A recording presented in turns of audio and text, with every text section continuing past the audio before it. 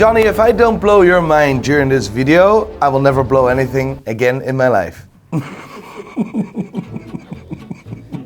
That'll be difficult. Today I'm gonna talk about the Rolex watches you have never heard of, guaranteed. I don't know why I did this, but it's guaranteed. This is a proper history lesson. Nah, I'm not trying to teach you anything, but this is a video you can bring to your friends and show off that you now know more about Rolex than they do. This video is sponsored by Masterworks, but more on that later. Before we get into the video, make sure you subscribe to the channel now. Click on the bell icon. Can't say that. No, I can't say it. I just can't. I'm a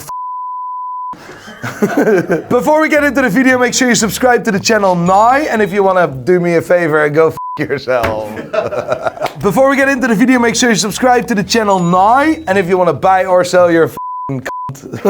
Before we get into the video, make sure you subscribe to the channel, click on the bell icon, and if you want to buy or sell your watch, go to prideandpinion.com. Watch number 1. Johnny, have you ever heard of the Rolex Air King? I have. Have you ever heard of the Rolex Explorer? I have. Have you ever heard of the Rolex Explorer date?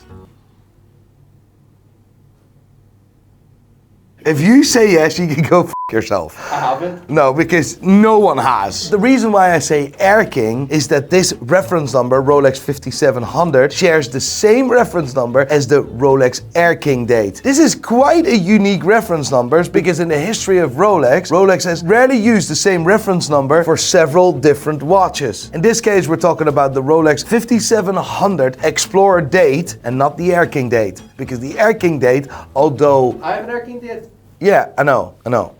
Yes, I know. Although the Air King date is considered quite rare, not massively desirable. Hey. Hey! The rarest of them all is the Rolex Explorer date. I believe that the Rolex Explorer date was in production since the late 50s to the early 60s, and then it moved to the Air King date. The Air King being, of course, a more famous line than the Explorer date line. At that era, they were experimenting with the name Explorer. We talked about this before. Sir Edmund Hillary bringing a Rolex watch with him to the summit of the Mount Everest in 1953. Rolex later adapted the name Explorer for that watch. Now, the Rolex that was actually brought to the summit of Mount Everest wasn't a Rolex Explorer. I would actually argue to say it was a modified Rolex Oyster Perpetual. During those years after the exploration of Mount Everest, you see Rolex experimenting more with names on the dials. I believe after 1962, 1963, the Air King date was introduced with the same reference number, 5700. I'm not entirely sure what the exact time frame is of the Air King date, but the reference number 5700 was in production for quite some time. At the moment, there's only a handful of Explorer dates available, some of which I have my doubts about. But I think if you really want to purchase an Explorer date, you should do that throughout proper vintage watch dealers. I would argue to say that the value will fluctuate, of course, depending on condition, probably between $6,000, $7,000, $8,000 upwards to $20,000. Masterworks is a great option for people who are looking to start investing money. Masterworks has over $750 million of art. This is not this crypto bullshit. This is the actual real deal. Real artworks made by real artists. For example, Picasso, Banksy, people you actually heard of. To date, Masterworks has paid out over $47 million to their investors. It's actually mind-blowing and crazy to think that you can own a percentage, a piece of a real Picasso. Where else would you be able to get your hands on that? That's absolutely insane. And over 790,000 people to date have signed up for Masterworks. And new people are joining every single day. And because there are limited amount of art pieces, there are waiting lists. And because I am the daddy, you guys can click on the link below and skip that line of people and start investing today. I would love you guys to support Masterworks as much as you support me, because with that, you actually support yourself as well. Rolex watches you've never heard of. Number 2. It's actually number 2, 3, 4. No, I'll just put them all in one category. The Air category. Do you know what I'm gonna say here? The Air Lion. Yes.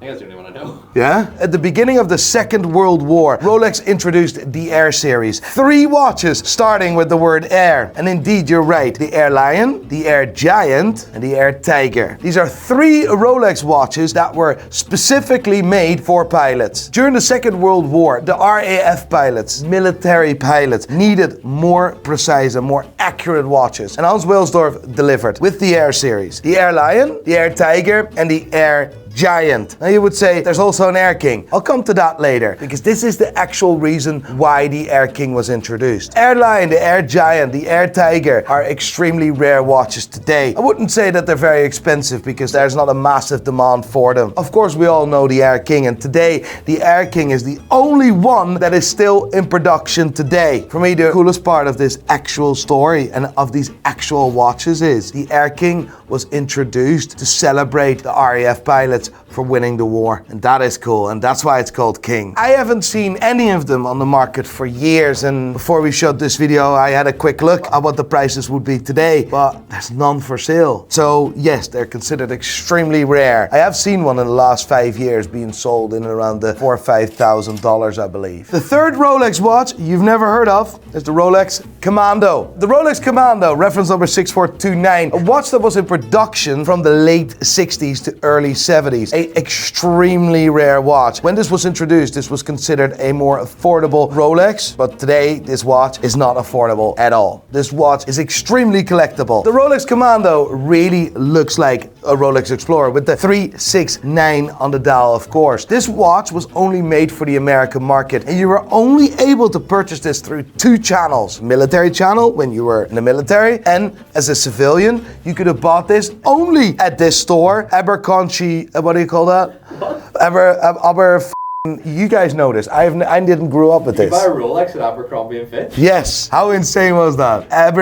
What is his name? Abercrombie. Abercrombie. Oh, f*** off. And you can also buy this at Abercrombie. At a store called Abercrombie and Fish.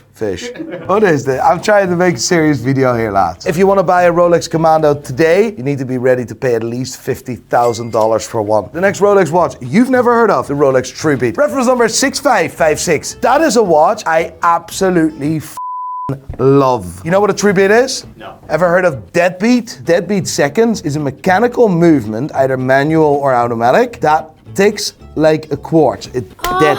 The beat is dead. Instead of a sweeping hand, which 99% of the automatic watches have, it's a dead beat.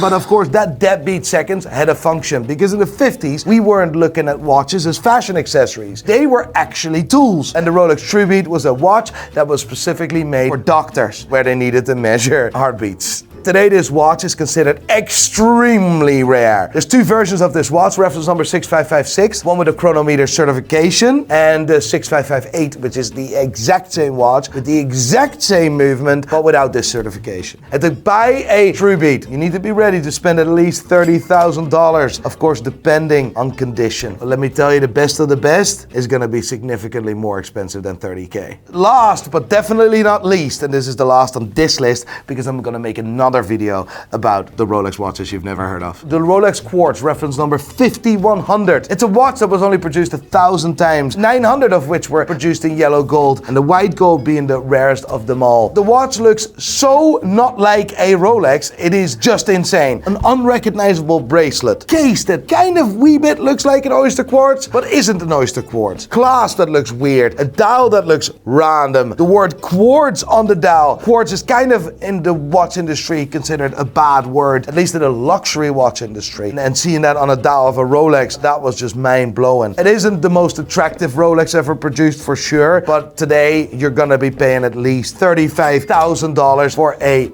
brilliant, beautiful, good version. And I believe for the white gold, you're gonna be paying even more. Comment below which of these Rolexes is your favorite, and which Rolex watches do you think I have never heard of. Keep in mind, I have another video in the bank. There's another video coming out with Rolex watches you've never heard of.